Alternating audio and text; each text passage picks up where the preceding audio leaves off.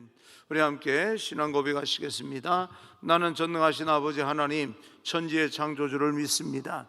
나는 그의 유일하신 아들 우리 주 예수 그리스도를 믿습니다. 그는 성령으로 잉태되어 동정녀 마리아에게 나시고 본디오 빌라도에게 고난을 받아 십자가에 못 박혀 죽으시고 장사된 지 사흘 만에 죽은 자 가운데서 다시 살아나셨으며 하늘에 오르시어 전능하신 아버지 하나님 우편에 앉아 계시다가 거기로부터 살아있는 자와 죽은 자를 심판으로 오십니다. 나는 성령을 믿으며 거룩한 공교회와 성도의 교제와 죄를 용서받는 것과 몸의 부활과 영생을 믿습니다. 아멘. 오늘 선포되어질 하나님의 말씀은 누가복음 7장 24절로 35절까지 말씀을 제가 봉독해 올리겠습니다. 누가복음 7장 24절부터 35절까지 말씀을 제가 봉독해 올리겠습니다. 봉독해 올립니다. 요한이 보낸 자가 떠난 후에 예수께서 무리에게 요한에 대하여 말씀하시되 너희가 무엇을 보려고 광야에 나갔더냐? 바람에 흔들리는 갈대냐? 그러면 너희가 무엇을 보려고 나갔더냐? 부드러운 옷 입은 사람이냐? 보라, 화려한 옷을 입고 사치하게 지내는 자는 왕궁에 있느니라. 그러면 너희가 무엇을 보려고 나갔더냐? 선지자냐? 옳다, 내가 너희에게 이르노니 선지자보다도 훌륭한 자니라. 기록된 바 보라, 내가 내 사자를 내 앞에 보내노니 그가 내 앞에서 내 길을 준비하리라 한 것이 이 사람에 대한 말씀이라. 내가 너희에게 말하노니 여자가 낳은 자 중에 요한보다 큰 자가 없도다. 그러나 하나님의 나라에서는 극히 작은 자라도 그보다 크니라 하시니 모든 백성과 세리들은 이미 요한의 세례를 받은지라. 이 말씀을 듣고 하나님을 의롭다 하되 바리새인과 율법 교사들은 그의 세례를 받지 아니하므로 그들 자신을 위한 하나님의 뜻을 저버리니라. 또 이르시되 이 세대의 사람을 무엇으로 비유할까? 무엇과 같은가? 비유하건대 아이들이 장터에 앉아 서로 불러 이르되 우리가 너희를 향하여 피리를 불어도 너희가 춤추지 않고 우리가 곡하여도 너희가 울지 아니하였다 함과 같도다. 세례 요한이 와서 떡도 먹지 아니하며 포도주도 마시지 아니하며 너희 말이 귀신이 들렸다 하더니 인자는 와서 먹고 마시매 너희 말이 보라, 먹기를 탐하고 포도주를 즐기는 사람이요 세리와 죄인의 친구로다 하니 지혜는 자기의 모든 자녀로 인하여 옳다함을 얻느니라. 아멘. 우리 앞뒤 좌우 인사합니다. 축복합니다. 성령 충만하십시오. 인사합니다. 축복합니다. 성령 충만하십시오. 오늘은 바른 들음과 바른 반응이라는 제목으로 여러분과 함께 말씀을 나누겠습니다. 이스라엘의 역사를 살펴보게 되면 말라기 이후로 아무 일도 일어나지 않습니다. 구약의 마지막 책이 말라기 아닙니까? 그리고 오늘 책으로 보게 되면 마태복음, 마가, 누가 이렇게 요한복음 이렇게 나갑니다.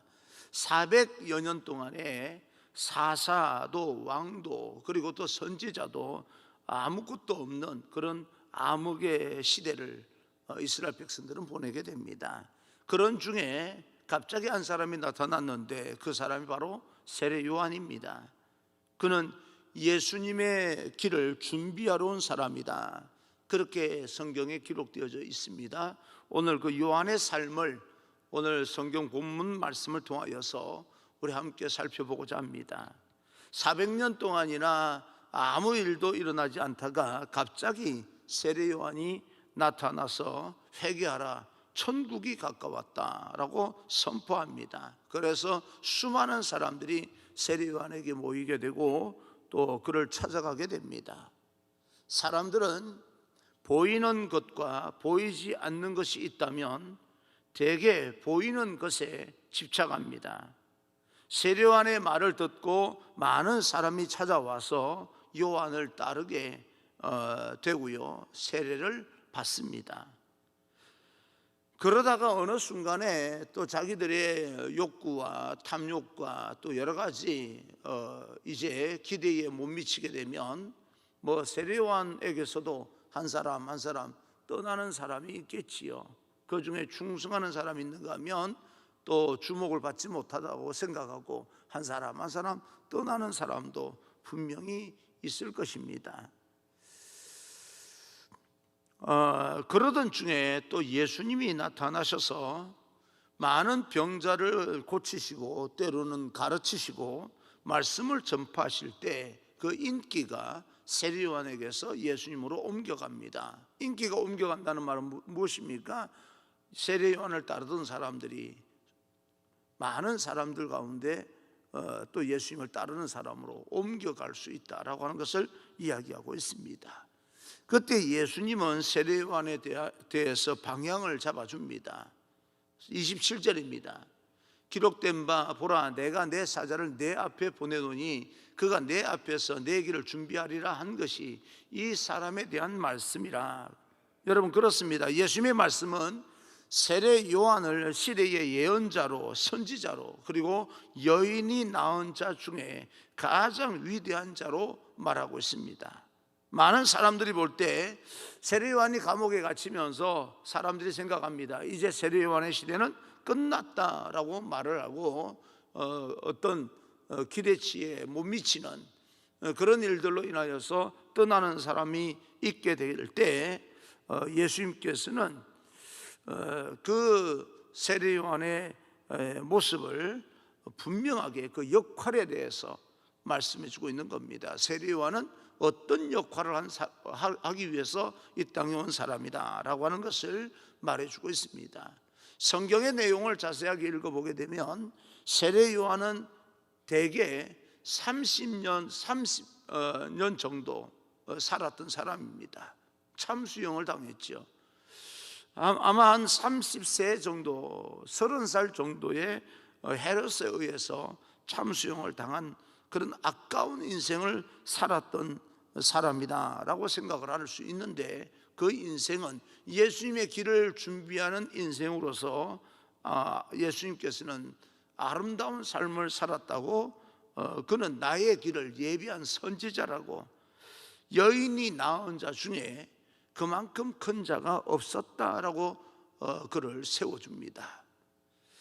정직했고 성숙했고 많은 사람들이 들어야 할 메시지를 분명히 제시했던 세례 요한의 삶의 모습은 마치 큰 퍼즐이 있을 때 자기의 모습을 그 퍼즐 가운데 분명히 자기의 어떤 삶의 역할을 새겨놓은 사람이다, 그렇게 볼 수가 있습니다.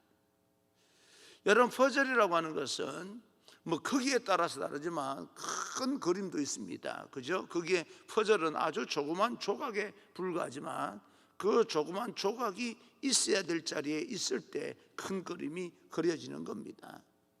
그런 것처럼 세례 요한의 인생이 아주 짧은 듯 생각이 되지만 그런 그 큰 예수님의 사역의 큰 그림 가운데 아주 분명하게 자기의 역할을 아주 선명하게 새겨놓고 떠나간 사람이다, 그렇게 볼 수가 있습니다.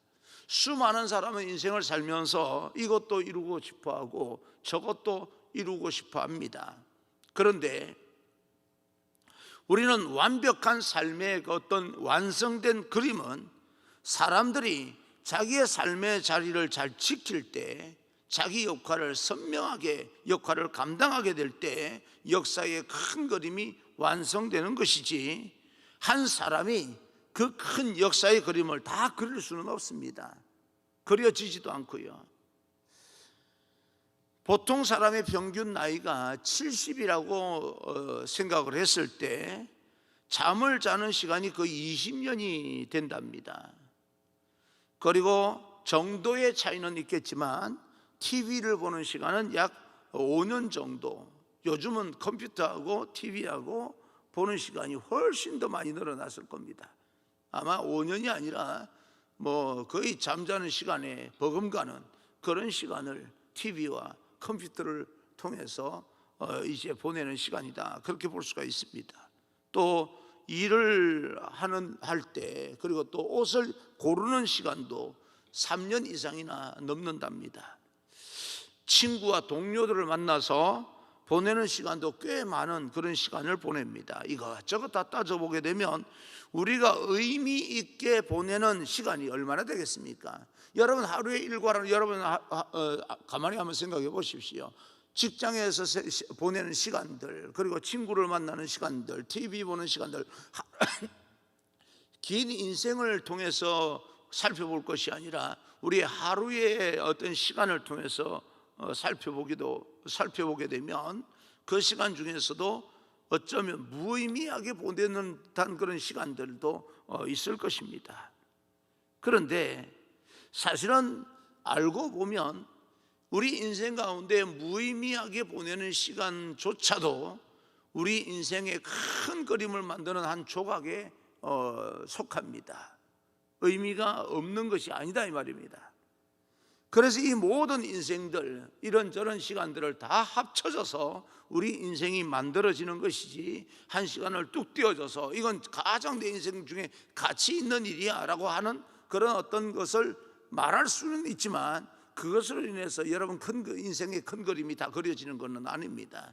그것을 받아주는 여러 가지 여러분 인생에 의미가 없는 듯한 그런 시간들이 합쳐져서 여러분 위대한 인생과 가치 있는 인생이 만들어지는 것입니다. 그런 것처럼 세례 요한은 30여 년 동안 짧은 그런 어떤 인생을 살았지만 누구보다도 자기 역할을 분명하게 하고 떠난 사람 중에 한 사람입니다. 그래서 인류의 역사에 큰 그림이, 예수 그리스도의 사역의 큰 그림이 완성된 것입니다. 사랑하는 성도 여러분, 우리도 인생을 살면서 아직까지도 우리는 하고 싶은 일이 있습니다. 얼마나 많습니까? 이것도 하고 싶고 저것도 하고 싶고, 만약에 코로나가 팬데믹이 이제 다 물러가고 소멸되어진다면 또 어떤 사람은 여행도 가고 싶어하고, 벌써부터 계획을 세운 사람도 없잖아 있을 것입니다.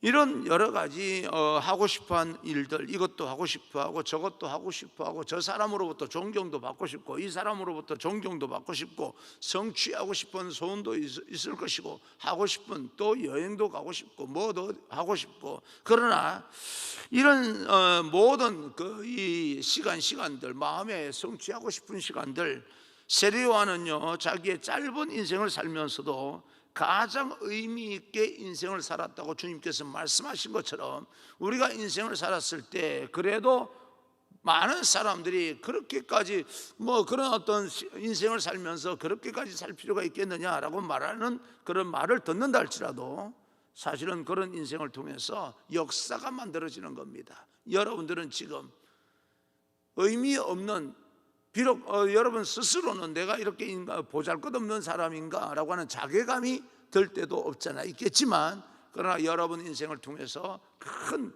이 역사의 그림이 그려지고 있다는 사실, 나는 역사의 그림을 그리고 있는 사람이다 라고 하는 생각으로 여러분 인생을 순간순간 진실되게, 그리고 또 의미 있게 보내는 그런 귀한 시간이 되기를 간절히 소망합니다.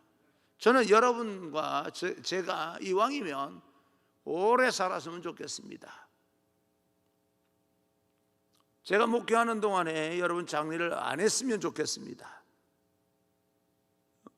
교회 장례를 치른다 그러면 다음 후임자가 여러분 장례를 치렀으면 좋겠습니다. 그만큼 여러분들 오래 살았으면 좋겠습니다. 그런데 그보다 더 중요한 것은 하나님 앞에 진실되고, 내가 짧은 인생을 산다 할지라도 목적 있는 인생, 내가 이 땅에서 해야 될 내 인생의 역할을 분명하게 새겨놓을 수 있는 그런 가치 있는 인생이 되기를, 목적 있는 인생이 되기를 주님 이름으로 축원합니다.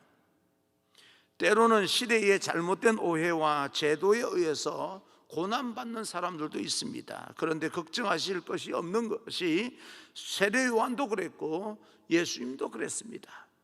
오늘 성경에서는 예수님을 받아들이지 못하는 시대의 어려움에 대해서 말씀하고 있는데요. 31절 32절입니다. 또 이르시되 이 세대의 사람을 무엇으로 비유할까? 무엇과 같은가? 비유하건대 아이들이 장터에 앉아 서로 불러 이르되 우리가 너희를 향하여 피리를 불어도 너희가 춤추지 않고 우리가 곡하여도 너희가 울지 아니하였다 함과 같도다. 아이들이 흥이 날 때는 춤을 추고요, 피리를 불며 악기가 울릴 때는 무슨 반응을 해야 되는데 그렇게 반응하지 못하고 자기 뜻대로 하고 싶은 대로 하면서 살아가는 사람들, 오늘날 세대가 그런 세대 아닙니까? 아무리 부모가 이야기해도 자녀들이 말을 듣지 않아요. 내가 하고 싶은데 왜 그렇게 간섭하세요? 그렇게 이야기를 합니다. 내가 하고 싶은 일은 내가 하고 싶다는 거예요. 예수님의 시대도 그랬지만 지금은 포스트 모더니즘이라고 하는 그 단어 안에 내가 하고 싶어하는 일들, 내 마음에 내키는 그런 삶을 의미를 부여해서 그것이 내가 의미를 가지면 되는 것이지 다른 사람하고 무슨 상관이 있어? 라고 하는 그런 삶의 현상으로 드러나게 됩니다. 부모의 말도 잘 안 먹혀요. 극단적인 개인주의에 의해서 내가 생각하는 것 외에는 듣지도 않습니다. 그건 너 생각일 뿐이고 내 생각은 달라라고 하면 끝이에요.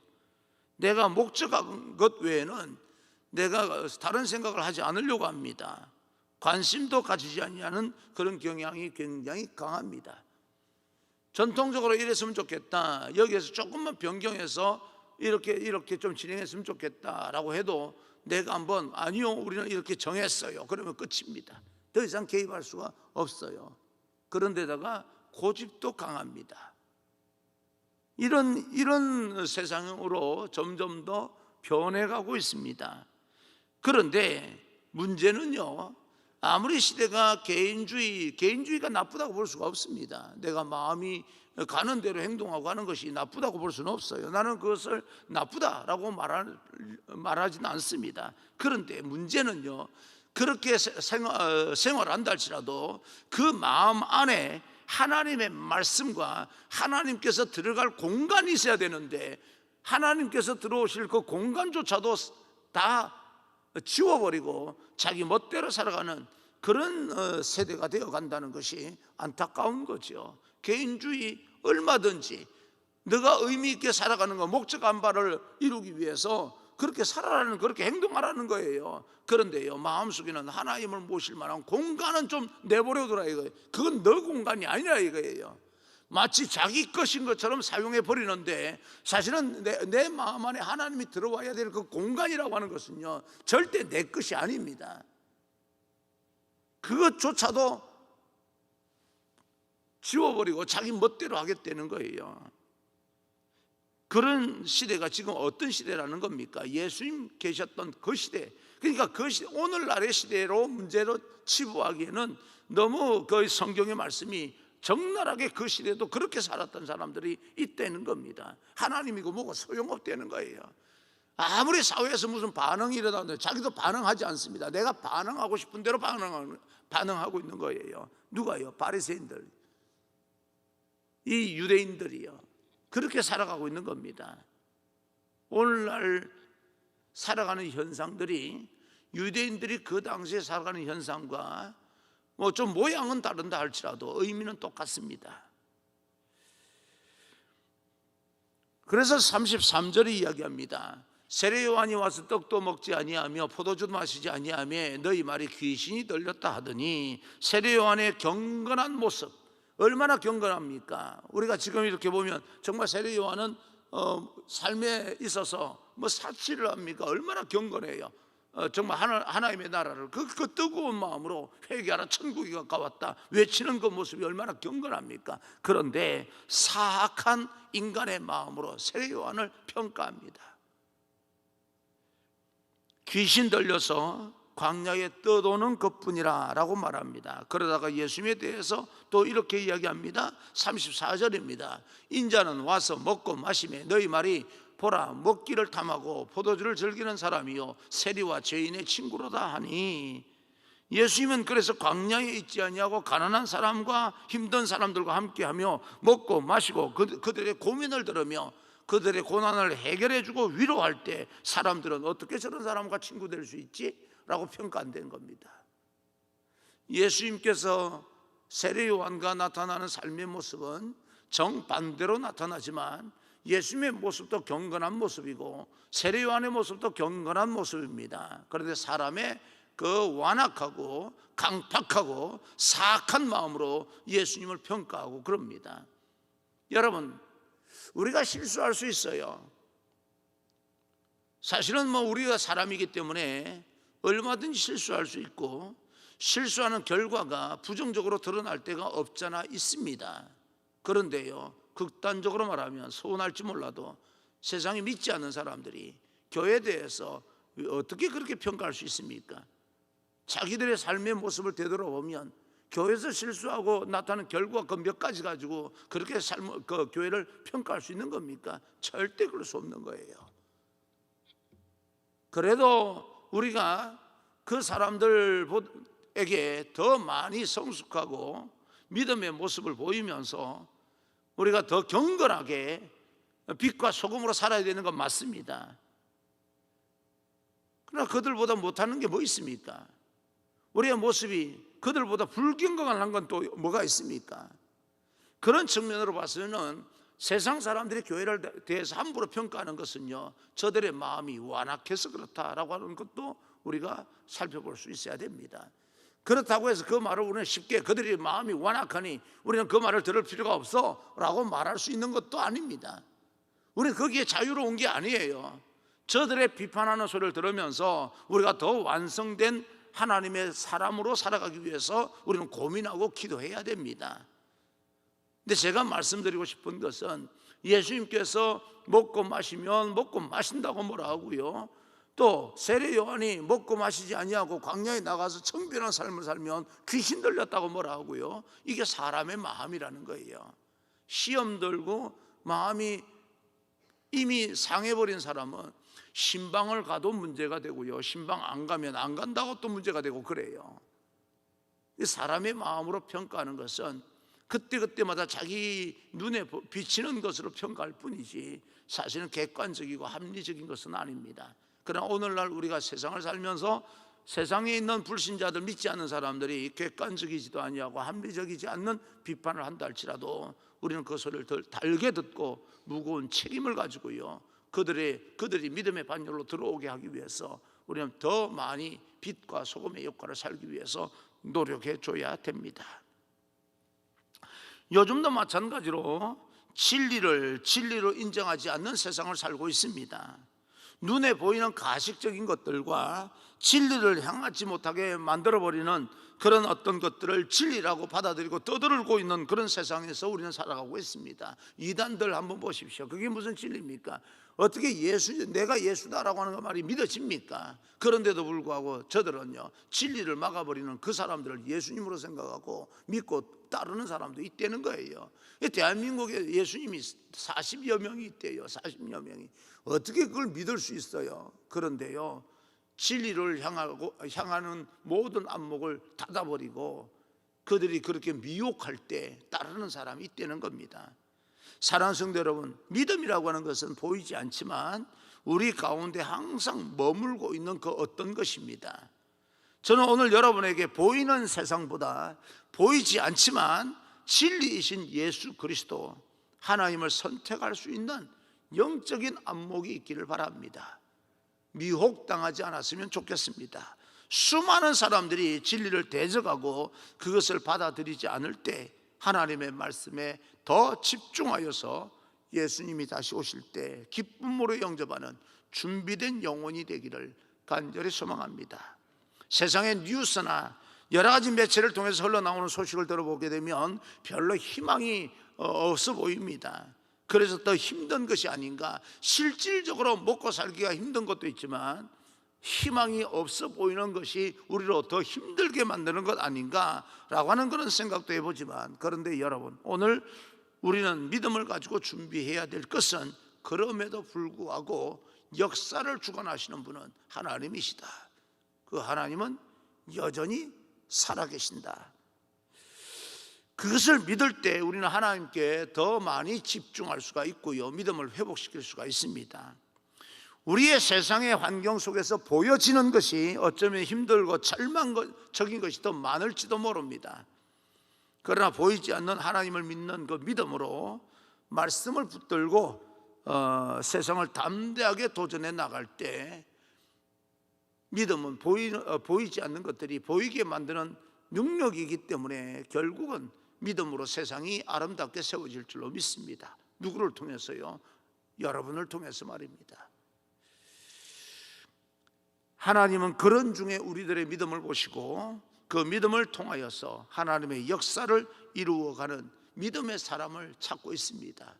마음이 한탄하고 근심하사 이 땅을 쓸어버리려고 할 때 눈에 띈 노아 한 사람처럼 여러분 믿음의 사람을 찾고 있는 하나님의 눈에 띄는 그 한 사람이 바로 여러분이 되기를 주님 이름으로 축복합니다. 오늘 그 하나님의 말씀을 통하여서 시대가 악하고 우리를 힘들게 한다 할지라도 마음이 무너져 절망하거나 그러나 포기하지 마시고 하나님의 말씀으로 하나님과 친밀한 중에 기도로 능력을 받아서 세상을 변화시키는 그런 하나님의 사람으로 오늘도 깊이 하나님과 기도하면서 친밀함을 가지고 세상을 도전해 나갈 수 있는 그런 귀한 여러분 되기를 주님 이름으로 축원합니다. 할렐루야.